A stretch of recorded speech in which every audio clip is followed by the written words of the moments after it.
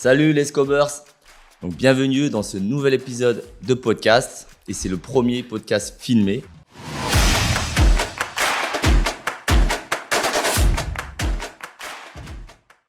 Bonjour à tous, c'est l'heure d'Escobé dans les bacs. Les podcasts d'Escobé donnent la parole à des professionnels de la beauté cool et inspirants. Ils abordent des sujets tels que l'entrepreneuriat, les reconversions, les mutations dans le secteur et sa digitalisation, en nous apportant leur point de vue et leurs conseils. Leurs témoignages nous parlent, nous font rire, nous inspirent et nous rassurent. Donc aujourd'hui, j'ai la chance de recevoir Paul Duchemin. Bonjour tout le monde. Bienvenue mon pote. Ça va? Je suis très très content encore une fois de te recevoir aujourd'hui pour cette nouvelle aventure. Donc aujourd'hui, on va parler un peu de toi, beaucoup de toi, de ton parcours, de tes influences, de qui toi tu influences aussi, de tes inspirations. Donc t'es prêt? Vas-y, on y va. Allez, ok, go. Donc rapidement déjà, présente-toi. Alors, moi je m'appelle Paul Duchemin, j'ai 30 ans, je suis célibataire. J'habite à Paris depuis 10 ans, là où j'exerce ma profession de coiffeur influenceur, comme tu dis. Et du coup, voilà, c'est moi. Ok. Et là, t'es quoi? T'es en freelance du coup? Alors, je suis en freelance, ouais, depuis que j'ai commencé. Non, en fait, j'ai commencé en assistant avec un coiffeur studio qui s'appelle Stéphane Baudin, que j'ai assisté pendant 1 an. Et après, j'ai fait 1 an de salon chez David Mallet, je sais pas si ça te parle. Et à l'issue de ces 1 an, je suis parti et c'est là où j'ai commencé à faire du freelance. Donc du coup, je suis freelance depuis 5 ans, 6 ans à peu près. Ok, ouais. Donc c'est que ça marche bien, c'est-à-dire ça dure 5-6 ouais, ans. écoute, ça va, je me plains pas, c'est cool. Et c'est quoi alors du coup? C'est de la question, je pense que tout le monde attend, tu vois. Donc c'est quoi un coiffeur influenceur? Et je pense déjà c'est assez récent quand même comme terme parce que un des premiers un peu. Écoute, je sais pas, je pense oui. Un peu modestie. Dans mon genre, je pense que je suis un des premiers, oui. Mais coiffeur influenceur aujourd'hui, c'est un coiffeur donc qui exerce sa profession de coiffeur et qui met en avant ses techniques, les produits qu'il utilise, les marques, qui fait la promotion de techniques de coloration, etc. Et donc du coup, le terme influence vient parce que c'est de la promotion de savoir-faire finalement. Okay. Et donc ton public est essentiellement professionnel du coup, coiffeur professionnel ou c'est Non, je pense que j'ai une communauté assez variée de gens qui me suivent pour la coiffure, pour mes techniques, mais aussi pour ma personnalité, ce que je suis moi, je pense que ce que je dégage, ou aussi par exemple pour les gens avec qui je travaille. Ouais. Parce que comme je travaille avec des célébrités, je sais qu'il y a des gens qui me suivent pour ça aussi et du coup voilà, donc c'est assez varié en fait ma communauté. Je pense que j'ai pas que des gens professionnels, mais j'en ai un petit peu quand même. Ok, top.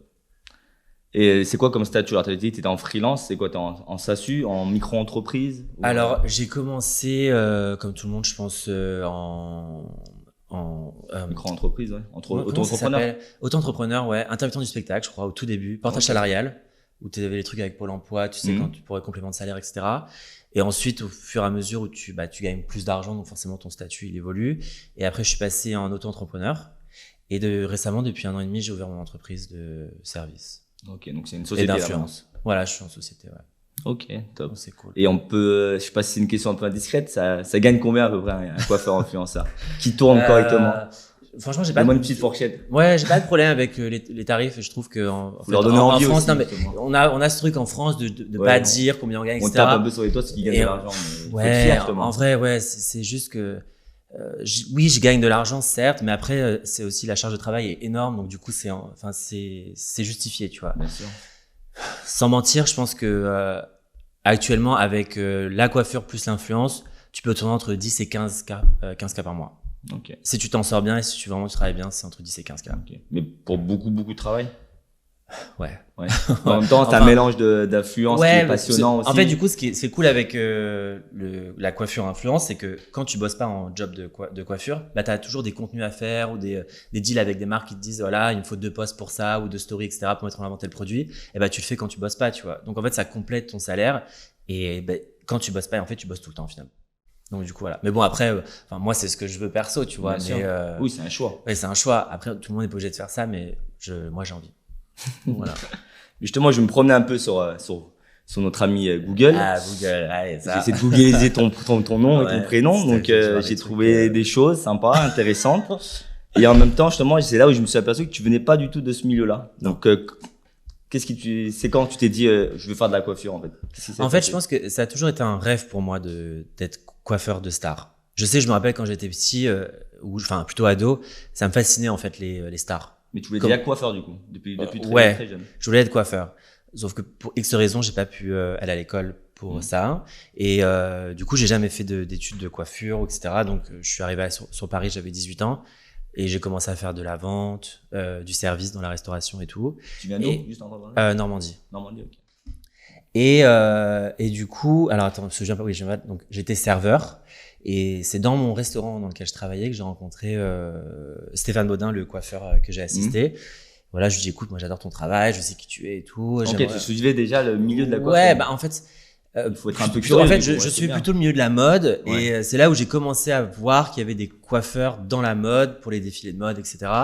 Et après, tu fais des recherches, tu regardes et tout, et donc tu reconnais 2-3 personnes. Mais à l'époque, il n'y avait pas les réseaux sociaux, donc du coup, c'était pas facile de rencontrer ou de voir les gens. Donc, du coup, ça montre peut-être plus ton implication et ta motivation. Ouais. Et puis du coup, je suis allé au culot, je dis voilà, ok, j'ai envie d'essayer en fait. J'ai envie d'essayer. Ça a matché, ça s'est super bien passé. Pendant un an et demi, on a bossé ensemble. Donc c'est lui qui m'a appris toutes les bases de la coiffure, mais pas que, aussi comment se comporter dans ce milieu, l'attitude que tu dois avoir avec les gens avec qui tu travailles, parce que le milieu de la mode ou de l'image comme ça, c'est complètement différent que la coiffure de salon. De toute façon, après, je l'ai appris parce que quand j'ai eu mon expérience en salon, j'ai vu que c'était complètement différent. Mais j'ai appris plein de choses, mais pas que coiffer. Et en fait, c'est ça qui m'a fait, dès le début, ce que j'étais. Et je suis parti sur de super bonnes bases. Voilà, donc je le remercie. Merci Stéphane Baudin. Bah, merci, hein. Grâce à toi, on aurait raté. Non, mais franchement, c'est un truc qui me tient à cœur, parce que dans la vie, tu peux pas, tu deviens pas quelqu'un tout seul. Ouais, c'est pas toujours des mentors. Il faut toujours savoir d'où on vient, et je pense que c'est important pour moi de m'en rappeler, quoi.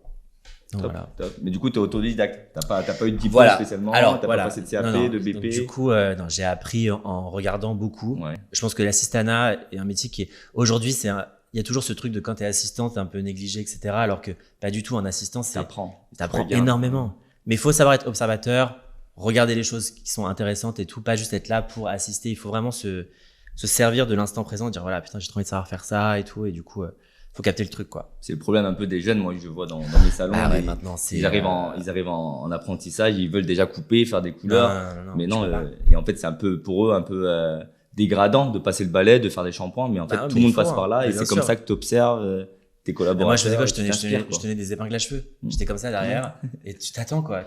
On me l'a proposé, ça, j'avais dit non. Et non, mais c'est des années, sans ces années-là, je n'en serais pas là où j'en suis aujourd'hui, parce que c'est là que tout commence, quoi. Okay. Et c'est quoi du coup qui te soulève justement dans ta vie passée de salon, de coiffeur salon? Ce que j'aimais pas forcément l'ambiance de salon, c'est ce truc un peu rébarbatif. C'est-à-dire que bon, même si là aujourd'hui j'ai des clients que j'entretiens une relation, etc. T'es pas toujours dans le même lieu et toujours les mêmes clients et tout qui viennent toutes les 3 semaines faire leur retouche, leur racine et tout machin. Là aujourd'hui dans mon métier, c'est très différent tous les jours, tout le temps. Donc c'est pour ça que j'aime ce côté studio. Et en salon de coiffure, je m'ennuyais vite, quoi. Et puis du coup, je faisais mal mon travail et ça a pas plu à mon patron. La passion peut-être qui s'en va un peu aussi. Voilà, exactement. Et je me suis dit en fait, c'est pas du tout ça que je veux faire. Mais j'ai appris, encore une fois, en salon, même si j'étais pas content d'être ici, j'ai appris toutes mes bases de brushing. Bien sûr. J'ai regardé les coloristes, comment ils faisaient les balayages et tout. Ils m'ont appris plein de choses. Et c'est pareil, sans cette expérience, je saurais pas faire ça, ce que je fais aujourd'hui, tu vois. Donc en fait, de chaque truc, je me suis servi de quelque chose. Je pense que c'est ce qui fait que tu es là maintenant. Je sais pas, oui. Et pour toi, justement, c'est quoi être coiffeur? C'est d'abord dans la tête, justement? Ou c'est vraiment même avant de connaître la technique? Non, je pense que c'est un métier de passion déjà de base. Ouais. Il faut savoir, si on fait ce métier, c'est un métier qui est difficile, hein. Si on fait ce métier, il faut, j'imagine, tu sais. Si on fait ce métier, je pense qu'il faut avoir la passion d'embellir les gens, de satisfaire les gens et de pas avoir d'ego, ni de, genre, je veux dire, si la cliente a dit je veux ça et que toi tu t'es pas d'accord, en fait, il faut savoir faire plaisir aux gens. C'est pas toi qui décides. Après, moi, dans mon travail, on m'appelle aussi pour conseiller, etc. Et c'est un métier. Pour ta patte, voilà. Il faut pas oublier que c'est un service et on doit satisfaire le client. Peu importe tel qu'il soit, c'est un métier de service. Donc, il faut être passionné et patient. Voilà, tout simplement. Passionné et patient, exactement. Donc, à choisir, justement, tu préfères la technique ou t'es plutôt coupe, coiffage? Moi, je suis coiffage. Ouais. Mais sans la technique, enfin, t'as pas le coiffage et inversement, tu vois. Il faut, aujourd'hui, enfin, un coiffage, c'est quand même, tu peux faire un truc très freestyle sans forcément besoin de technique. Mais encore une fois, il faut savoir, par exemple, servir d'un fer à boucler pour pouvoir faire des boucles, par exemple. Donc, l'un va pas sans l'autre. Mais moi, je suis plus coiffage quand même. Ouais.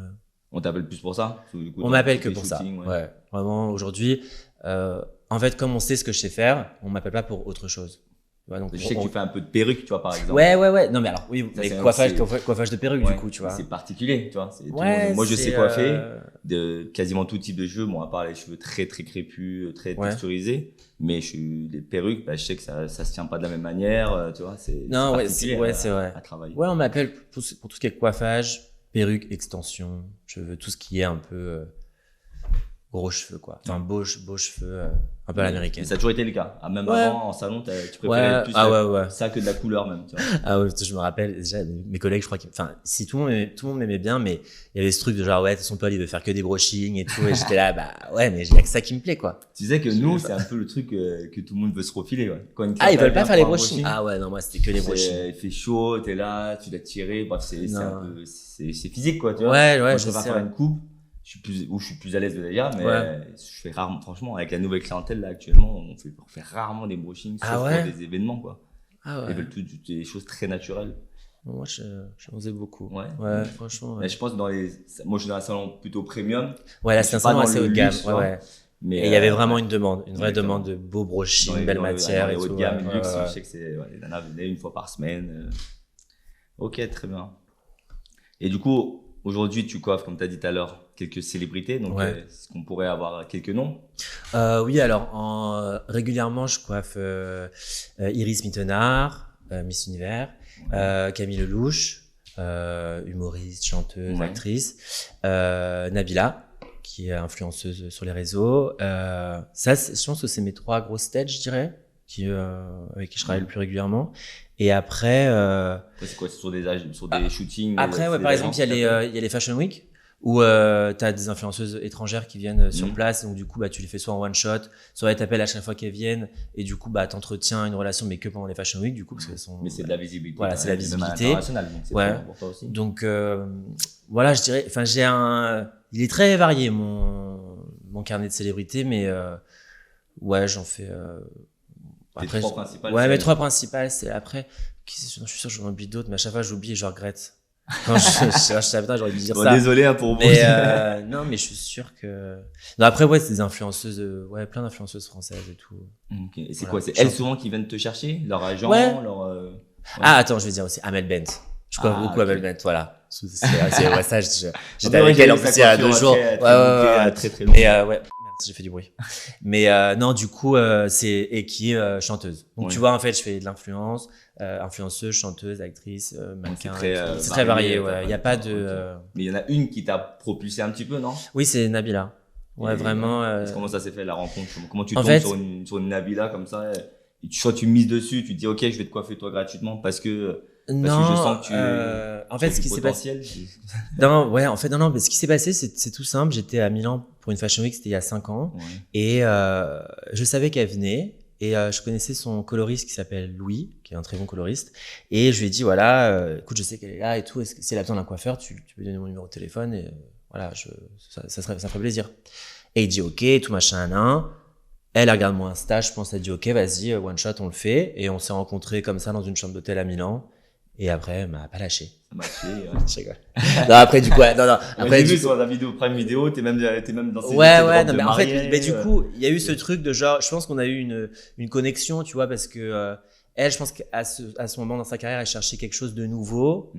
Et moi, je cherchais peut-être quelqu'un qui puisse mettre en avant mon travail. Et en fait, on a matché de cette manière-là. Donc, on s'apportait chacun, l'un et l'autre, quelque chose. Et après, ça en est découlé d'une relation un peu plus affective, etc. Parce que quand tu passes beaucoup de temps avec quelqu'un, forcément, ça va de pair. Ouais, voilà. Et du coup, ça a super bien matché. J'ai eu plein d'opportunités grâce à elle. Elle a eu plein de super belles coiffures grâce à moi, tu vois. Donc, du coup, non, franchement, on s'est bien amusé et tout. On travaille moins ensemble maintenant, mais on a toujours une relation. Justement, c'est ça, parce que elle en l'occurrence, elle habite à Dubaï. Ouais. Donc, comment tu fais Bah, du coup, on a eu une période où je faisais des allers-retours par mois. Je faisais 10 jours par-ci, 10 jours par-là, tu vois, je revenais en France de temps en temps. Mais c'est vrai que c'est fatigant, tu vois. C'est assez épuisant comme rythme. Et puis, j'ai aussi des clients ici à Paris. Donc, du coup, il fallait que fallait satisfaire tout le monde. Et du coup, c'était pas l'idéal. D'influenceuses là-bas, à Dubaï. Ouais, mais pour le coup, j'avais pas forcément envie de travailler avec d'autres influenceuses sur Dubaï. Déjà que ça me demandait beaucoup de travail de rester avec elles, parce qu'on avait plein de choses à faire, du contenu et tout. Et du coup, j'avais pas besoin de plus, peut-être pas envie aussi, tu vois. Donc, du coup, voilà. Et puis après, je réservais, mon autre clientèle était sur Paris où je pouvais faire, d'autres choses, tu vois, différentes. Donc, j'ai toujours voulu garder cette liberté de faire plein de choses différentes qui me plaisaient et pas juste me rester dans un truc où je suis coiffeur influenceur qui coiffe les influenceuses non, j'avais vraiment envie de faire et puis chaque profil est différent, elles ont toutes quelque chose que j'aime bien chez elles, donc du coup je me dis pourquoi se priver, tu vois. Donc, ok. Voilà. Et c'est quoi du coup ta journée type alors? Parce que t'as pas d'horaire comme un salon, donc quand tu te lèves à 14h et tu te dis j'ouvre mon portable, on m'appelle. Franchement, alors déjà aujourd'hui, tout est assez planifié parce que j'ai un agenda. Dans mon agenda, on m'appelle, je book et tout. Bah, j'ai vu ça, donc, on a mis 2 mois. Je sais, tu sais, il y a plein de trucs qui arrivent en last minute et du coup, tu dois décaler. Enfin, c'est chiant. Du coup, une journée type, il n'y a pas vraiment de journée type, mais si ce serait une journée type de boulot, c'est genre, je me lève, je déjeune. Si j'ai le temps, je vais au sport. Après, parce que c'est quelque chose que j'ai incorporé dans ma routine parce que ça me permet de rester en forme avec tout le staff. Et du coup, après, je vais bosser. Un job, ça peut durer entre 2 et 10 heures par jour. Tu sais pas. Ça dépend si c'est un clip, si c'est juste un contenu Insta ou une campagne digitale. Donc, c'est très varié. Et tu bosses quasiment tous les jours, du coup. Tu coiffes quasiment tous les jours. Quasiment tous les jours. Après, j'ai des périodes creuses. Bien sûr, on va pas se mentir. Genre, il y a des périodes où je vais travailler 1 mois non-stop et t'es complètement mort. Et genre, juste après, t'as 1 mois, 3 semaines où tu fais rien. Et t'attends. Et c'est là que c'est un peu compliqué parce que avec les réseaux, tu vois les gens qui bossent et tout machin, tu dis ouais, pourquoi on m'appelle pas et tout machin. Non. Bon, ça va mieux maintenant. J'ai géré ce problème-là parce que je sais que c'est des périodes et que ça revient, mais je suis mauvais évidemment. Ouais, tu te remets tout en question, tu te dis ouais, pourquoi pas moi et tout, alors qu'en fait voilà, c'est comme ça. Et en fait, t'as besoin de ces périodes où tu fais rien parce que ça équilibre avec les périodes de rush. Pour se compliqué. Avec toi-même, prendre du temps pour toi. Non, mais tu voyages un peu de partout dans le monde. Ça, franchement, je sais, j'ai trop de chance. Et je suis trop content cool, pour ça. Sur papier, c'est le job un peu rêvé. Tu gagnes bien ta vie, tu côtoies des célébrités. Non, c'est vrai. Après, faut pas croire, il y a quand même une contrepartie à tout ça. Tu vois, c'est pas tout rose tous les jours. Il faut pas oublier que c'est quand même, quand je voyage, moi, c'est pour le travail. Donc, c'est pas comme si, des fois, j'ai l'opportunité de pouvoir visiter ou de m'amuser tout pendant mes voyages. Mais la majeure partie du temps, tu dois rester à ton hôtel, attendre qu'on t'appelle pour aller dans la chambre ou à l'endroit pour coiffer. Puis t'es tout seul. Tu vois, t'es pas avec tes potes. Donc du coup c'est beaucoup moins drôle. Alors t'as la petite photo sur la plage, mais bon. Personne ne voit ça. Non, personne ne voit, mais personne ne voit, mais c'est la réalité, c'est que c'est pas tout rose tous les jours, quoi. Mais bon, ça fait partie du jeu, c'est comme ça. Et du coup, quand tu fais tes coiffages justement pour lequel on t'appelle, c'est pas évident justement de se réinventer. J'ai l'impression que tout a été un peu vu dans la coiffure. Ah ouais, non, c'est vrai. Donc quand quelqu'un arrive et te dit vas-y fais-moi un truc canon. Alors que la nana, là, je vais au carré, tu vois, c'est pas évident de se réinventer. Donc, je sais que tu travailles les perruques, donc ça, c'est l'avantage, c'est que tu peux sublimer quelqu'un, changer, c'est vrai. Un relooking express, mais non, en fait, c'est tes inspirations, justement, justement, ça fait aussi partie du job d'un coiffeur studio, c'est de rester à la page finalement et de pas juste se contenter d'être sur Instagram. Par exemple, je m'inspire beaucoup, j'ai beaucoup de références, par exemple, des années 90 ou des artistes même des années 80 et tout. Et ça, c'est de la recherche qu'il faut faire parce qu'il n'y a pas sur les réseaux, tu vois. Même dans les films, cinématographiquement parlant, il y a plein de références qui sont super cool. Et maintenant, les jeunes coiffeurs, même jeunes makers, ils regardent pas forcément ces références-là, tu vois. Et c'est dommage parce que c'est là où tu apprends plein de choses. L'histoire de la mode, quoi. Ouais, vraiment, voilà, c'est ça. Et moi, quand j'ai commencé ce métier, je regardais tous les défilés de mode, les récents, les anciens, etc. Et c'est là où tu t'inspires beaucoup, quoi. Il faut pas juste te contenter à ce qu'on voit et dire ah ouais, elle est super belle sa photo, je veux la même coiffure. Ah non, parce que sinon en fait tu fais toujours la même chose. Exactement. Et c'est nul. Il faut savoir rechercher un peu. Force de proposition aussi. Ouais, voilà. Et il faut avoir les bonnes rêves, quoi. Ouais. Et c'est cool. Il faut pas rester sur ses acquis, ça c'est un truc. Et sur les shootings, du coup, l'ambiance est un peu toujours un peu électrique, non? Donc, toi, c'est quoi? T'es plutôt calme ou t'es plutôt un mec stressé qui te fait envahir par le stress des autres? Franchement, sans prétention, aujourd'hui, j'ai plus de stress parce que j'ai la chance et le confort d'aller là où je veux, tu vois. Donc, si on m'appelle pour faire un truc et que je dis oui, c'est que je sais le faire. Ouais. Je vais jamais aller me mettre dans un truc où je sais que c'est pas du tout. Te mettre en position. Non, plus maintenant. Avant, quand j'ai commencé, bien sûr, t'essayes tout pour savoir ce que tu sais faire, dans quel truc t'es plus à l'aise, etc. Maintenant que je sais, c'est pas que je prends plus de risques, parce que le risque, il est différent maintenant. Dans la zone de confort un peu? En fait, si je sais que je vais pouvoir faire quelque chose que j'ai jamais fait, je le fais. Si je sais que c'est un truc qui est pas fait pour moi, même pas je tente. Parce qu'après, du coup, j'ai une réputation, j'arrive sur un job, on dit ouais en fait c'est pas le du chemin, mais alors c'est même pas faire un chignon, je sais pas quoi. Tu vois, par exemple, les chignons, je sais pas faire. Ouais. On m'appelle pour un chignon, je dis non. Tu vois, genre un truc de mariage, je sais pas faire. Pourtant t'es plus coiffeur que coloriste. Mais c'est un truc. Donc toi c'est vraiment coiffage, mais pas chignon. Non, tu vois, je sais pas faire. Donc je vais pas y aller. Je dis ouais, ou alors je vais proposer autre chose. Mais je prends plutôt pas un brushing. Je prends pas. C'est pour ça que je suis plus stressé aujourd'hui, parce que je vais là où je sais que je vais pouvoir réussir quelque chose et satisfaire la cliente. C'est ça le plus important. Ouais, c'est ça le plus important, bien sûr. À la fin. Et du coup, c'est quoi ta plus grande réussite? Si t'as un truc à dire dans le métier.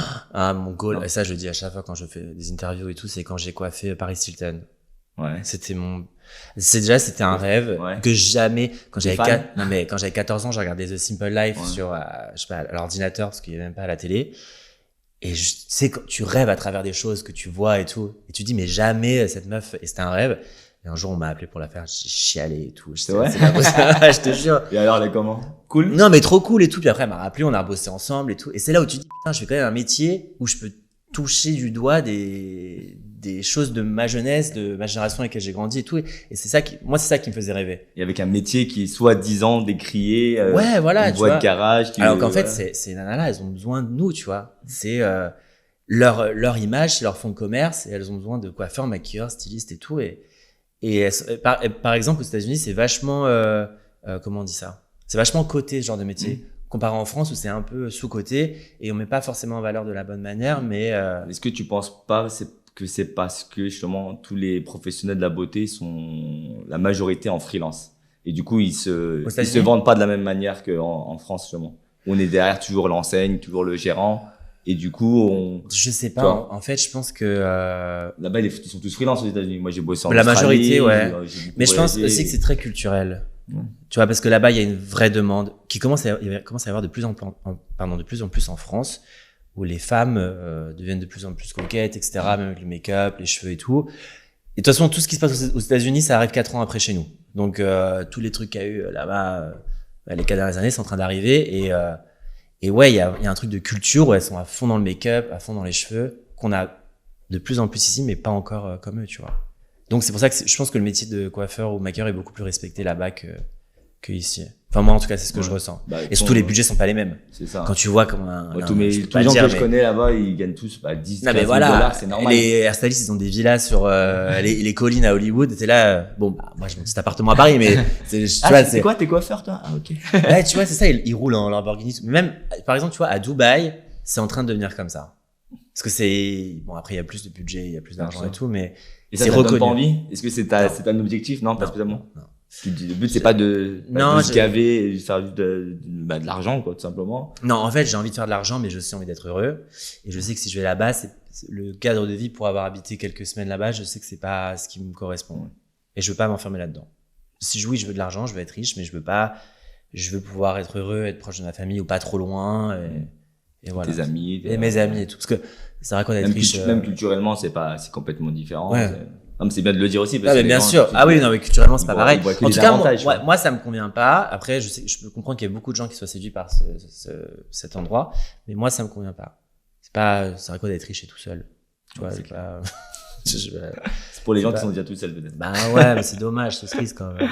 Donc c'est quoi tes conseils justement pour les plus jeunes là qui te voient un peu sur les réseaux, qui te suivent et qui se disent moi aussi je veux faire ce métier pour j'aimerais être à sa place, j'aimerais être un coiffeur influenceur ou une prothésiste angulaire influenceuse? En fait, je pense que déjà il faut savoir où on veut aller. Alors, moi, il y a pas de code, il y a pas de classe non, de toute façon, il y a pas d'études pour être coiffeur de star ou maquilleuse de star ou maquilleur. Il faut savoir déjà faut savoir où tu veux aller. Il faut que tu te mettes un but, donc il faut que tu visualises où tu veux aller. Après, il faut savoir être patient parce qu'il y a une période d'apprentissage, d'observation aussi, comme je disais avec l'assistanat, etc. faut être courageux parce qu'il faut faire plein de trucs qui sont pas payés. Tu travailles comme tard des fois. Comme les podcasts, tout ça. Ouais, tu vois, mais ça, par exemple, c'est de l'image, tu vois, qu'on fait. On parle, c'est cool. Il n'est pas payé, hein, Paul. Voilà, il est venu gracieusement. C'est pas grave. Moi, ça fait plaisir. Mais, voilà, faut pas avoir d'ego aussi. C'est une profession dans laquelle il faut pas avoir d'ego. Parce qu'il y a vachement ce truc aussi chez les coiffeurs de compétition, de genre ou de mettre des bâtons dans les roues, de genre c'est ma cliente, c'est pas la tienne, ou alors tu vois. Et ça, ce genre de truc en France, c'est insupportable. Et moi, je me suis toujours battu pour justement pas rentrer dedans parce que je voulais pas faire partie de ce truc-là. Je voulais que si je me battais, c'était pour moi, c'était pas pour les autres. En tous les cas, la cliente, si elle te veut toi, elle te demandera toi. Ouais, voilà, c'est ça. La meilleure prestation, c'est toi qui as. Ouais, après il y a aussi des rencontres qui se font, etc. Mais ouais, donc pas d'ego et faut en vouloir quoi. Faut jamais baisser les bras parce que c'est un métier où tu auras plein de déceptions, tu seras fatigué, tu seras seul, t'appelleras tes potes pour te plaindre tous les jours et te dire vas-y c'est bon, tu m'as saoulé avec c'est toujours la même histoire. Et donc du coup finalement il faut vraiment après c'est pour ça que tu te fais une carapace mais il faut être courageux, je pense. Et garder en tête, visualiser où tu veux aller. Ouais, c'est ça le truc. Si tu perds pas de vue ce que tu veux faire, genre moi vraiment c'est ce que je voulais faire. Genre voyager, travailler pour des célébrités, etc. Et j'ai toujours voulu. Et quand j'ai commencé, forcément, je faisais des trucs, vulgairement parlant, de merde, tu vois. Mais t'es obligé de passer par là. Mais j'ai gardé toujours en tête, je vais y arriver, c'est ça que je vais faire, et je vais pas lâcher, tu vois. Voilà. Bon, c'est dur quand même. mais c'est cool. Après, c'est de la satisfaction personnelle. C'est genre, c'est là où tu dis, putain, j'ai réussi et tout, je suis content. Bon, après, rien n'est jamais acquis parce Bien que, sûr. Voilà, mais il faut savoir aussi, tu m'avais déjà dit aussi la dernière fois, justement, que quand je t'ai proposé, justement, d'intervenir au podcast avec nous, justement, tu m'avais dit, justement, moi, je suis prêt à donner des tips, des conseils aux plus jeunes, justement. Et je me t'as pas peur, parce qu'il y en a beaucoup qui, justement, qui me disent à chaque fois, mais j'ai pas envie qu'on me vole, machin, parce que si je vais coiffer telle personne. Et ça m'avait choqué, m'avait étonné, mais dans le bon sens, tu vois. Ouais. Mais justement, tu m'avais dit, je suis prêt parce que moi, je sais, je suis conscient de mes capacités. Donc, en fait, même si je suis pas là, je pourrais le refiler à un autre coiffeur, c'est pas gênant. Non, moi, c'est pas ça qui me dérange. Et puis, si je refile une cliente à quelqu'un, c'est parce que j'ai confiance en lui, parce que je sais qu'il est sympa, parce qu'il se présente bien, etc., et que je sais que je prends pas de risque. Mais je pense qu'il faut arrêter avec ce truc de compétition entre les coiffeurs, que ce soit entre les salons ou entre les coiffeurs freelance, parce que, au final, on est mieux à s'entraider. On aura plus d'avantages à s'entraider tous ensemble que de se tirer dans les pattes. Parce que c'est ridicule au final. Après, tu les croises en soirée, t'es là, salut, ça va, chérie. Alors qu'en fait, tu lui as volé sa cliente ou machin, ou alors tu as fait un coup dans le dos. Et c'est des relations de merde, tu vois, faut pas ça. C'est mieux que tout le monde s'entende bien et que, genre, ouais, je suis en galère et tout, s'il te plaît, tu peux me dépanner et tout, machin, là. Parce que tu sais qu'il est bon. Même si tu l'aimes pas, il est bon, tu vois. Genre, t'es pas obligé d'aimer quelqu'un c'est du travail. Et les relations, je trouve que c'est hyper important. Et en France, on a vraiment ce truc de compétition et d'ego entre les artistes et franchement, c'est nul. Tu m'avais dit surtout que ça te, tu pouvais demander avec n'importe qui. Là où je suis passé, j'ai rien à me reprocher. Moi, je sais que, alors, après, peut-être qu'on inventera des histoires. Mais, moi, je sais que dans cette industrie, je suis blanc et j'ai jamais fait de coup à personne ou écrit en soum sur Insta dans des DM à des clients, des machins et tout. C'est toujours des gens qui sont venus vers moi et j'ai toujours donné gracieusement ou alors dépanné soit pour faire plaisir, soit parce que je pouvais pas et tout et sans réfléchir quoi. À l'inverse, je sais qu'on me le fera, je sais que ce que je donne, on me le rendra, tu vois. Et ce serait bien que tout le monde pense comme ça maintenant. Qu'ils arrêtent de se tirer dans les pattes, je trouve ça, mais et puis c'est une perte de temps, tu vois. Pourquoi tu perds du temps à critiquer le travail d'un tel, il est nul et tout, tu vois, non. C'est différent, c'est pas pareil. Et toi, du coup, voilà, justement, il est nul, mais toi, c'est quoi ta plus grosse erreur que t'as faite? Alors, une cliente, une cata. Franchement, l'erreur de base, je pense que quand tu fais une déco, tu brûles les cheveux de quelqu'un. Ouais. Ça t'est déjà arrivé, ça? Ça m'est déjà arrivé au tout début, ouais. Et c'était une copine, donc ça va, tu vois, et c'est aussi en faisant des erreurs que tu apprends des choses, donc t'es obligé de passer par là. Qu'est-ce que j'ai fait? Une fois, j'ai fait. Les cheveux étaient au bac? Dans le bac? Ouais, même pas, je pense que j'avais même pas de bac. Genre, j'étais sur une chaise et il tombait dans mes mains, tu vois. Genre, j'étais là, merde. Bon, écoute, ils ont tombé. Voilà. J'étais en Australie, je rince au bac et je tire les papiers et il y a des cheveux qui sont mis dans le papier. C'est horrible. Après, je pense que vraiment les erreurs sont essentielles dans une carrière pour ne pas les refaire. Qu'est-ce que j'ai fait d'autre comme connerie? Une fois, j'ai fait une connerie de mettre mon fer à boucler sur tu sais, les trousses que t'as en plastique, là, où tu ranges tes brosses. Et le plastique avait fondu sur le fer. Et puis moi, je suis là, je parle et tout, je suis dans le rush et tout. Et je fais une boucle, et il y a un gros morceau de plastique qui se colle dans sa mèche de cheveux juste devant. J'étais putain. C'était une star, ça? Dis les noms, vas-y. Non, c'était pas une star. Je pense que c'était une nana sur un défilé. Mais du coup, tu dois couper la mèche, quoi. Et t'es là, mais c'est horrible, parce que le plastique est fondu dans les cheveux, quoi. Ça, c'était une erreur. Maintenant, du coup, toutes mes trousses, elles sont loin de tout ce qui est chaud.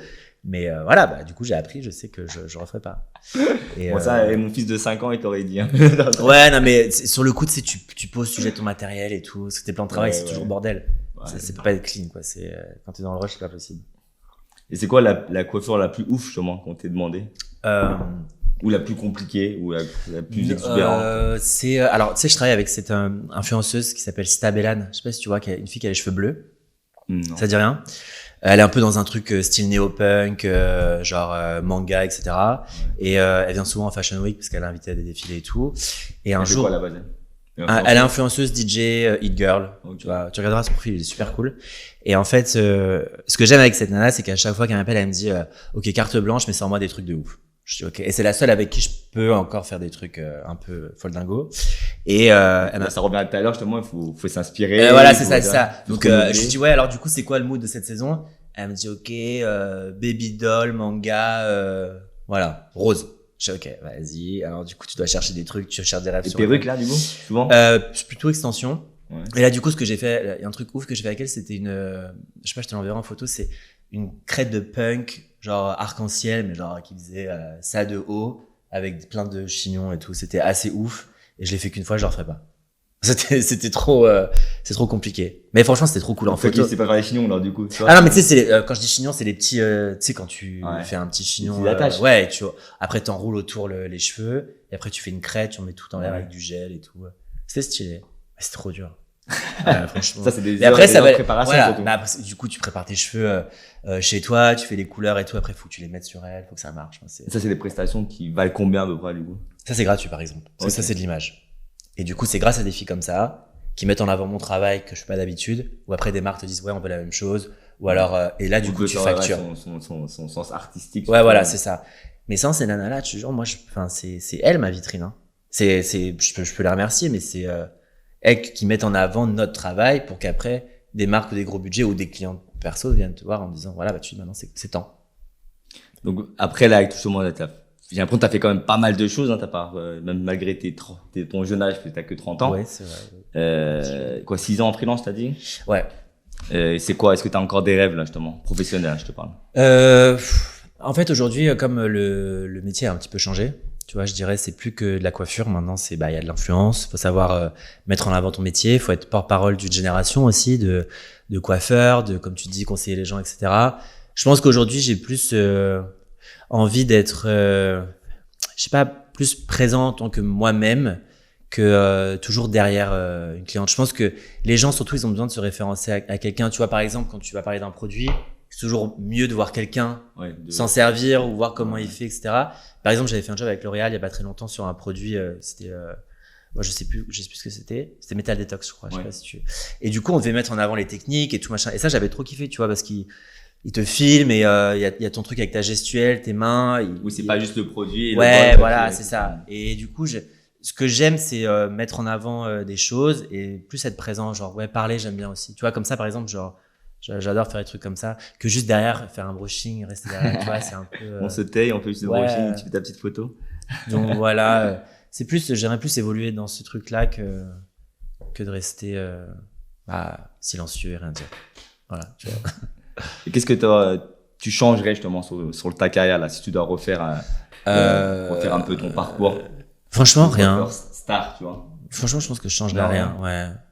Parce que toutes les choses que j'ai fait m'ont amené à ce que je suis aujourd'hui. Et puis, même si j'ai fait des erreurs ou si j'ai fait des mauvais choix, ils m'ont aiguillé vers d'autres choses, tu vois. Donc, je pense pas que je changerais quelque chose. Je suis assez content, même si le chemin n'a pas été facile tout le temps, mais je suis assez content de mes choix et de mes erreurs. Ouais. Et je pense qu'il faut savoir se satisfaire de ça, parce que si tu culpabilises tout le temps en disant putain, j'aurais jamais dû faire ça et tout, en fait tu perds tellement de temps, d'énergie et ça met en question tous tes choix et tout ce que tu veux faire. Donc je pense qu'il faut accepter de faire des erreurs, c'est important, ça fait partie du job et du coup ça te pousse à faire encore mieux après, je pense. Est-ce qu'il y a deux pôles différents? Celui qu'on voit sur les réseaux, moi je te vois à Coachella, beau gosse, avec ton petit cuir, machin, et le pôle de tous les jours. Non, pas du tout. En fait, justement, j'ai pris ce parti pris sur les réseaux d'être qui je suis à l'écran et qui je suis en vrai. Et je joue pas de jeu, tu vois. Je pense que alors j'ai eu une période où justement j'ai voulu séduire un peu. C'est quand tu veux des followers, quand tu veux être présent, quand tu veux faire partie du game. T'en fais un peu trop, du coup. Voilà, t'es obligé, tu sais pas ce que c'est, donc tu recopies sur les gens et tout. J'ai eu cette période un peu, c'est un peu drama. Des fois, je me regarde mes photos et tu dis, mais ouais, c'est n'importe quoi. et du coup, après, au fur et à mesure, t'apprends et aujourd'hui, vraiment, le rapport que je veux avoir avec les gens, avec ma communauté ou les gens avec qui je travaille, c'est un rapport vrai. Tu vois, j'ai pas du tout envie de faire semblant. J'ai pas envie d'être quelqu'un d'autre. Parce qu'il y a un moment où tu te plantes forcément. Tu vois, tu peux pas prétendre à savoir faire des choses ou prétendre être quelqu'un pour après, quand t'arrives sur un plateau, sur un truc, bah, en fait, le mec, il sait pas parler, le mec, il sait pas faire ça, il sait pas faire, tu vois. Donc, non, j'ai appris à être vrai. Ouais. Et tu protèges, du coup, ta vie privée, parce qu'on voit pas trop ta vie privée. Finalement, tes amis, ta famille, ou je sais pas si t'as un amoureux ou pas. Non, même pas. Tu vois? Non, même pas. J'ai pas le temps. J'ai pas le temps, putain. Ça aussi, hein, c'est un truc, ça aussi, je l'ai pas dit dans les trucs les conseils, c'est que il faut savoir faire des sacrifices. Tu vois, par exemple, bah il y a des mariages auxquels je vais pas, il y a des anniversaires auxquels je vais pas parce alors que tu vas coiffer des maris que tu ne connais pas. Voilà, exactement. J'ai eu une relation au début de ma carrière, mais après ça l'a pas fait. Depuis, je suis célibataire ou alors voilà, ça arrive de temps en temps, j'ai des petits trucs, mais entretenir une relation, c'est très compliqué, surtout dans le milieu dans lequel je travaille parce que bah c'est difficile d'expliquer à quelqu'un c'est quoi ton taf. Tu passes la journée à faire des photos et des brushings, t'es payé un certain montant et t'allais dire non mais et tu vois les gars ils comprennent pas, ils disent c'est quoi ce taf et tout et donc, du coup c'est fatigant à expliquer ou être avec quelqu'un qui fasse la même chose. Ouais, mais là après je pense que c'est encore pire. Là, je ne vais pas être avec un coiffeur genre je pense qu'il y a make-up, tu vois. Toi, sûrement vous complétez. Ouais, ou photographe, tu vois. Je me suis dit c'est un photographe, ça peut être sympa. Oui, tu vas te mettre avec quelqu'un par rapport à son taf. Non, mais je veux dire c'est au début je me suis dit il faut que je sois avec quelqu'un qui travaille dans le milieu pour que ça se passe bien. En fait, pas du tout. Je pense que ce sera complètement l'inverse. Il sera sûrement comptable ou je sais pas, un truc qui n'a rien à voir, tu vois. Mais non, c'est un sacrifice, c'est justement faut s'accrocher à faire des choix, quoi. Et ça en fait partie, justement. Du coup, tu parles plusieurs langues, toi? Le fait de voyager un peu trop? Ouais. Bilingue? Anglais bilingue, ouais. Ah ouais, ça aussi, c'est important. C'est bien. Si tu veux exporter ta carrière, c'est important de savoir parler anglais couramment. Et même des fois. C'est important, je mon anglais. Allez à vos cours d'anglais. Je te jure, moi, j'y suis pas allé. Et je regrette, parce que du coup, j'ai appris l'anglais sur le tas, parce que j'habite à Los Angeles pendant 3-4 mois et j'ai appris là-bas. Mais, l'anglais, c'est primordial parce que même des prods françaises, ils embauchent des marques françaises embauchent des prods étrangères. Du coup, tu dis tous tes contrats en anglais ou alors tes feuilles de route, tes machins et tout, tu comprends rien. Si tu vois, t'es perdu, tu te demandes qu'est-ce qu'il a dit et tout, tu demandes à tes potes de traduire, c'est l'enfer. Ouais, ça me fait pas. Donc du coup, il faut vraiment savoir parler anglais, ouais, c'est primordial. Bon, revenons un peu sur toi du coup, sur ton look. Hein, tu changes souvent la couleur de cheveux. Ah, je t'ai ouais. connu en brun, je t'ai vu en rose aussi. Ouais. C'est quand le Paul avec les cheveux longs? Et bah en fait, je crois que je l'ai fait une fois en perruque. Ouais, je l'ai en fait perruque. Ouais, en perruque. Non, mais en fait, c'est très drôle que tu me dis ça parce que pendant très longtemps, justement, je voulais pas être ce genre de coiffeur qui change toujours de couleur de cheveux, etc. Moi, j'ai jamais fait de couleur. Ah ouais? Je me suis toujours dit, justement, j'ai pas envie qu'on me, tu vois, comme si c'était une honte limite d'être coiffeur alors que Ah mais moi je l'ai eu ce truc-là, j'ai eu cette honte d'être coiffeur au début. Hein. C'est un truc que je disais pas tout le temps. Ouais, je suis coiffeur. Maintenant il dit je suis gérant, j'ai des magasins, ça me structure un peu plus. Mais j'avoue je sais pas pourquoi alors qu'on est les premiers à vouloir valoriser cette profession. Ouais, non, j'avoue. Bah maintenant ça a changé un petit limite, peu. Limite c'était coiffeur star. Donc tu dis pas je suis juste coiffeur. Je suis coiffeur, mais demain je suis à New York. Ouais non mais oui. Mais c'est vrai qu'au début j'ai eu trop du mal à assumer mon métier. À dire je suis coiffeur et tout ça. Et du coup t'as pas envie de le porter sur toi physiquement? Non, je disais je travaille dans la mode. Tu vois, ça faisait plus stylé, mais alors qu'en fait t'es coiffeur quoi. Ouais voilà. Mais et alors moi donc je change souvent de couleur de cheveux. Ouais. Alors justement quand j'ai commencé ma carrière, j'étais vraiment genre je voulais pas être le coiffeur qui change toujours de couleur de cheveux parce que j'ai toujours trouvé ça ridicule, tu vois, les coiffeurs qui font des trucs. Alors qu'en fait non mais c'est trop cool. Genre c'est trop bien, genre déjà tu sais comment faire. Si ça marche pas, bah tu sais réparer ta connerie et tout. Et en fait c'est trop bien. Genre je m'amuse maintenant, je passe du blond. Tu fais tout seul toujours du coup? Je suis tout seul. Ouais. Non, des fois j'ai j'ai déjà des potes coloristes qui m'ont fait, mais en fait c'est faire tout seul. T'es chez toi, tu connais tes produits, tu fais la formule en 2 heures, t'as fini. C'est vrai que d'aller dans un salon, machin et tout, ça prend du temps et tout. Comme une cliente classique un peu. Hein. Ouais, je sais. Une cliente elle vient, elle attend sur son fauteuil devant un miroir. Bah ouais. Mais non, du coup j'aime bien changer. Je trouve ça fun. pourquoi je le ferais à tout le monde et pas à moi? Tu vois? Mais tu sais, plus je vieillis là, et puis je me dis, est-ce que c'est ridicule de le faire maintenant où je me rapproche de la quarantaine, ou je me dis, vas-y, en fait, c'est maintenant qu'il faut le faire parce que sinon je vais pas faire ça. Regarde, moi, j'ai attendu 30 ans avant de me raser la tête. Je l'ai fait là au mois de janvier, mais je trouve ça trop bien, tu vois. J'ai attendu 30 ans. Je dis, ouais, ça n'ira jamais et tout. Alors qu'en fait, c'était cool, tu vois. Mais donc, t'as quand même laissé repousser. Ouais, j'ai laissé repousser. Mais je vais refaire là, je pense, cet été. Je vais raser. Et si maintenant tu rencontres quelqu'un là qui voit ton travail pour la première fois, qu'est-ce que tu veux qu'il retienne? Qu'il se dise, quoi? Ce mec est talentueux, ce mec est un génie de la coiffure ou. En fait, peu importe ce qu'il se dira, qu'il trouve ça moche ou trop bien, juste qu'il se rappelle de ce qu'il a vu. Tu vois, moi, c'est, enfin, si regarde mon travail, même s'il trouve ça horriblement moche, bah, c'est pas grave. Parce qu'au moins, ça l'aura marqué, tu vois. C'est ça. Si tu veux choquer? Ouais, non, pas choquer, mais juste, émettre une émotion, quoi, un jugement. S'il dit, ouais, ça, je veux pas, tu vois. Je veux pas qu'on dise, ouais, c'est un brushing. Tu vois, je veux pas. Un brushing, oui, c'est vrai. Ouais. Non, c'est vrai, c'est toujours mieux quand on dit, c'est bien, mais il faut savoir aussi accepter quand on dit c'est moche. Tu vois, je peux plaire à tout le monde. C'est moche s'il y a des raisons derrière. Ouais, c'est vrai. Il faut des bonnes raisons. Ouais. Et à force de voyager pour le travail, justement, si demain je veux te croiser dans une terrasse de café, ce serait dans quelle ville? Plus à Paris? C'est là où t'es le plus content? Ouais, maintenant je suis plus à Paris, ouais. Maintenant. C'est pendant une période où je faisais beaucoup Dubaï. Et voilà, avant le Covid, j'allais beaucoup à Los Angeles aussi, maintenant un peu moins. Mais ça, c'était plus pour du perso que du pro. Parce que j'ai toujours voulu travailler là-bas, mais au final, c'est assez compliqué quand même, les visas et tout. Donc, j'ai jamais fait. T'as trouvé personne pour te faire Non. Pour te sponsoriser? Non, et puis maintenant, ils demandent vachement de justificatifs, c'est des articles de presse, etc. Pardon, pour faire tes visas, et c'est galère, quoi. Parce que même, c'est aussi galère que d'avoir une certification Instagram. Tu vois ce que je veux dire? C'est quoi une certification? La certification Instagram, le label bleu, là. Ouais. Tu dois donner des articles de presse, où tu dois prouver que t'es une personnalité, etc. Tu l'as, toi? Non.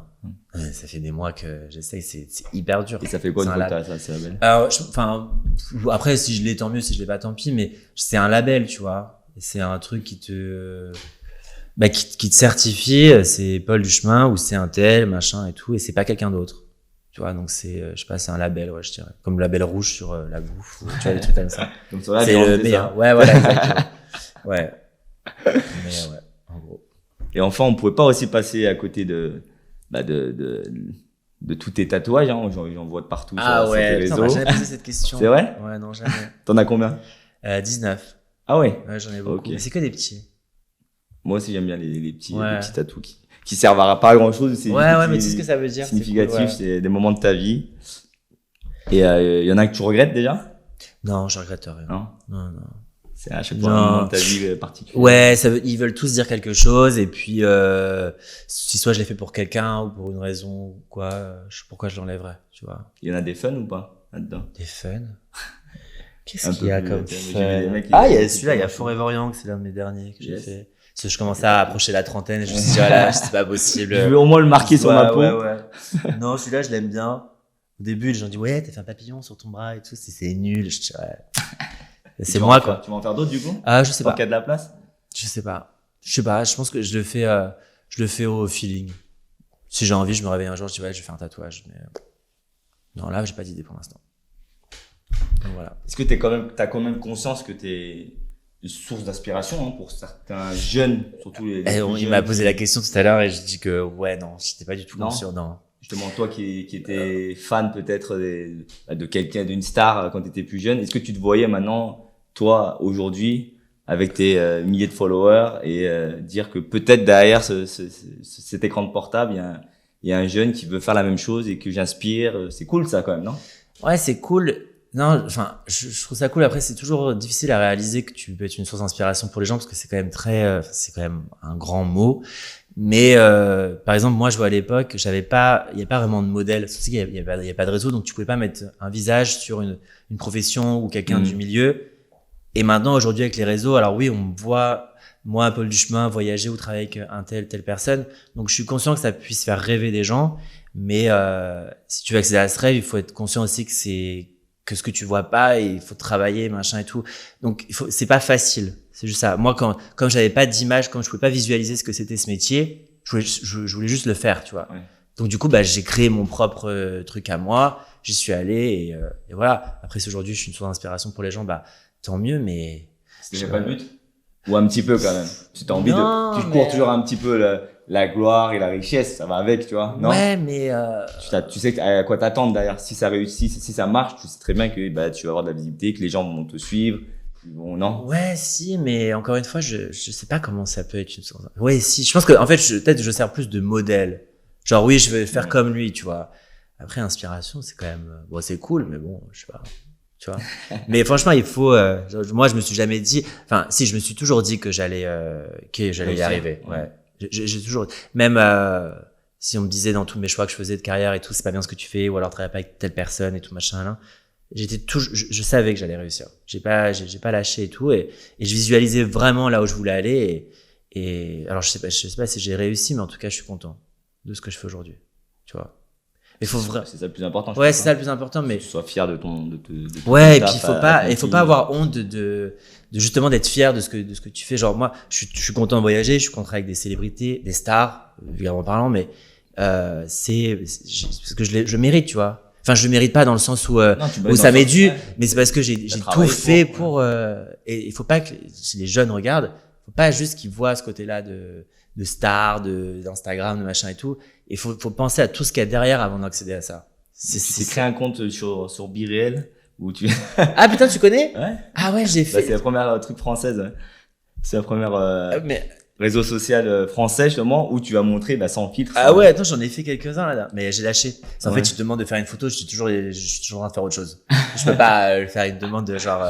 Du coup, ça ce serait bien de toi. C'est un contre-coup d'Instagram. T'as Instagram où tu montres un peu les strass, les paillettes. Tu fais des selfies, t'es horrible et où tu prends comme photo comme ça et Là, que quand t'es tout seul dans ta chambre, justement, tu prends ton BeReal là et là on voit le côté où tu te fais chier tout seul dans ta chambre. Mais franchement, moi j'aimerais trop qu'il y ait un média ou je sais pas, une plateforme qui mette en avant justement tout le côté horrible de ce métier. Parce que moi mon taf c'est de faire rêver les gens ou alors de montrer des belles coiffures ou alors des beaux endroits, etc. Mais il y a forcément des mauvais côtés, tu vois. Il faudrait qu'il y ait. Est-ce que les gens ont envie de voir ça aussi? Je te jure que oui. Les gens sont trop. Toi, en tant que spectateur, t'as envie de voir. Alors déjà. C'est la galère. Mais déjà. Dans ta vie, déjà, c'est galère et c'est compliqué. Est-ce que t'as envie de voir ça? Non, mais regarde, déjà, tous les gens, ils kiffent les trucs un peu, genre les scandales, les machins, ou alors les téléréalités. C'est la merde chez les autres, ils aiment bien. Ouais, voilà, ou les téléréalités un peu pétées et tout. Genre, les gens, ils adorent ça. Les gens se nourrissent de ça. Et même sur Instagram, pourquoi il y a des haters? Tu vois? Parce qu'il y a des gens, ils adorent critiquer, ou ils adorent voir le truc mauvais, etc. Et je suis sûr que s'il y a un média qui montre tout l'envers du décor de ce truc-là, ce serait trop cool. Genre moi, des fois, je pleure, ou alors des fois, je fais des crises, ou alors des fois, je dois gérer des crises et tout. Enfin, tu vois, genre c'est assez dur émotionnellement parlant, staff. Et pourquoi on montrerait que ce qui est joli? T'appelles ton caméraman, tu t'es fait Ouais, mais encore une fois, c'est trop difficile et tout. Non, mais c'est assez compliqué. Mais il faudrait trop qu'il y ait un média qui fasse ça. Franchement, ce serait trop stylé. Bon, pour conclure, je vais te poser un peu des questions moins formelles, ok? Ok, vas-y. Donc, dis-nous une après-midi ensoleillée comme aujourd'hui. T'es plutôt vers de vin en terrasse ou coca à la maison? Plan ou dehors à chiller en terrasse, beau gosse. Je dirais coca en terrasse. Ouais. Pas vin en terrasse. Ouais. Pas de vin, mais coca en terrasse. Okay. Ouais. Tu bois pas d'alcool? Si, un petit peu, mais occasionnellement. Vraiment pas souvent. Surtout quand il y a du soleil, comme ça en cagnard et tout. À la plage, ouais. Mais pas en terrasse. Ouais. Brushing strict, nickel, pas un cheveu qui dépasse, ou au contraire cheveux rebelles, plus sexy peut-être, tu vois. Ouais, sexy. En même temps, je donne la réponse en même temps sexy. Je préfère le sexy. Ouais, sexy, c'est cool. J'aime bien. Ouais. Et sortie improvisée ou au resto planifié? Improvisé, malheureusement, c'est toujours comme ça, quoi. C'est ta vie comme ça. Ouais. Je peux planifier des choses, mais compliqué, ouais. Moi, je planifie, mais toujours juste avant. Du coup, ah ouais, bah ouais, d'être organisé, mais dans ton bordel, t'es organisé, mais c'est quand même un gros bordel. Non, je peux pas planifier, non. Donc ouais, à l'improviste, c'est cool. Et shooting, du coup, tu préfères des shootings comme ça en studio ou à l'extérieur justement avec une lumière plus naturelle, mais tous les aléas de l'extérieur. Des choses que tu maîtrises moins. Je préfère à l'extérieur, je pense. C'est vrai? Ouais, c'est plus vivant. Ouais. Après, les shootings en intérieur, c'est cool parce que c'est la même lumière, etc. Ouais, effectivement, tu galères moins. Mais dehors, c'est plus sympa. Déjà, t'es dehors. Et puis. T'aurais préféré être à 40 degrés là dehors? Alors non. Déjà, c'est pas un shooting. Mais non, là, ça l'aurait pas fait. Non, je pense que j'aurais trempé la table. Là, il fait vraiment chaud aujourd'hui. Ouais, tu m'étonnes. Ok, c'était cool. Est-ce que tu as un dernier mot de la fin là pour ceux qui nous regardent et ceux qui nous écoutent? Pour ceux qui nous regardent, qu'est-ce que je pourrais vous dire? Qui les accompagnent et qui disent ok. Bah les gars, si vous voulez faire ce job, genre baissez pas les bras quoi. Genre allez-y, faut avoir la niaque, faut avoir peur de se coucher tard, de se lever tôt. Faut y aller quoi. Et surtout n'hésitez pas, faut rêver. Si vous rêvez de ce job, faut le faire. Tous les rêves sont possibles et réalisables. C'est juste qu'il faut s'en donner les moyens. Voilà. Donc vous interdisez pas de rêver. Parce que moi je rêve beaucoup. Ouais. Encore? Ah ouais, bien sûr. Ouais. Je sais que c'est tu trop prends important. Des petits cours de comédie à côté. Ouais. Hein, bah, tu vois, par exemple. C'est ça ton prochain rêve? Ouais, je sais pas. En fait, c'est juste que aujourd'hui, j'ai la chance dans mon travail d'avoir le confort de pouvoir faire autre chose à côté. Du coup, je m'autorise quelque chose que j'ai toujours rêvé de faire. Tu vois, je dis pas que j'aurai un Oscar demain, c'est pas la question, mais j'ai envie de le faire. J'ai pas envie de passer à côté. J'ai pas envie je préfère me dire ouais, bon bah ça a pas marché, je suis voilà, tant pis, c'est pas grave, que d'avoir des regrets de pas avoir essayé, tu vois. Toute ma vie de me dire putain, j'aurais voulu faire ça et tout. Non, je le fais. Dans tous les cas, comme je te disais, si tu ne tentes rien. Voilà, et puis si je me plante, tu peux pas te planter, bah, ça, c'est sûr. c'était nul. Bah, je dirais bah ok, ouais, c'était un mauvais choix et voilà, ça s'arrête là. Que de passer tout mon temps à me dire putain, j'aurais trop voulu le faire. Tu vois, j'ai pas envie de ça. J'ai pas envie de regret. Pour ceux qui nous regardent. Ouais, donc franchement, c'est pareil, si vous voulez faire des trucs genre vraiment, faut pas hésiter, genre tout est possible. Maintenant, tout est possible et accessible. Et pour les casteurs, là, sûrement pour les casteurs de films, prenez-moi. Voilà, je sais pas quoi dire, mais non, franchement, dis-toi, même maintenant, tu peux même écrire à des célébrités sur Instagram pour te dire, genre même si t'es fan de quelqu'un, tu lui écris, je t'adore et tout, et puis je peux vous dire, elle voit tout. Hein. Ouais. Ouais. Moi, je pensais que c'était par son community manager. Non. Moi, les personnalités avec qui je travaille, elles gèrent leur propre compte et tout. Et bah après, tu réponds pas forcément parce que sinon tu rentres. Ouais. Tu sais pas tu sais pas qui est derrière le téléphone. Donc après, les gens peuvent faire des captures d'écran et tout. Mais ouais, les gens voient tout. Les messages de soutien, genre je t'adore et tout. Donc moi, quand je vois par exemple, je sais pas, des petits jeunes qui écrivent à des célébrités, ça leur fait plaisir, tu vois. Et c'est ouf quand même. T'en as toi un peu? Ouais, des messages de soutien. Non, en fait, moi j'ai plus des messages de gens voilà qui disent ouais, j'aimerais trop faire ce que tu fais et tout machin là, c'est trop bien, t'as de la chance et tout. Et je trouve ça chou, mais c'est pas que de la chance, tu vois. Et puis c'est pas que trop bien. Ouais. Tu vois, franchement, c'est un truc qu'il faut pas oublier. C'est que l'image qu'on dégage ou ce qu'on montre, et c'est juste le beau et c'est genre c'est peut-être 10 ou 15%. Tout le reste c'est du travail caché, machin là, c'est dur et tout. Mais bon, c'est comme ça. Donc voilà. Qu'est-ce que je pourrais dire d'autre? C'est dur, mais il faut aller au bout de ses rêves. C'est ça le mot de la fin. Ouais, faut aller au bout de ses rêves. Franchement, faut pas baisser les bras. Faut pas écouter les gens. N'écoutez pas les gens ce qu'ils vous disent. Parce qu'il y aura toujours des gens qui disent ouais, mais non, fais pas ça. Tu vois, moi, par exemple, on me dit mais non, mais pourquoi tu veux faire autre chose que de la coiffure? Tu sais bien faire des brushings, tu vois. Pourquoi tu veux faire autre chose? Je dis bah je sais pas parce que j'ai envie d'essayer, tu vois. Et si je passais mon temps à écouter les gens, bah je ferais que des brushings. J'ai pas envie de faire que des brushings. Peut-être que tu seras encore en train de faire des brushings dans les salons. Voilà, tu vois, j'ai pas envie. Ouais, attends de tenir les épingles, hein. Non, je pense que le mot d'ordre, c'est faut pas se priver, il faut savoir rêver. Voilà, c'est tout. Sur ce. Bah, j'espère que t'as passé un bon moment. Ouais, franchement, c'était trop cool. J'en ai appris énormément sur toi, je suis très content. Okay. Bah, plus que sur Google. Ouais, non, mais c'est pas, sur Google, il faut, non, de spoil. Non, je spoil rien du tout, mais c'est, faut que j'appelle Google pour supprimer 2-3 petites choses. Ouais, carrément. Ouais, non, mais c'est tout.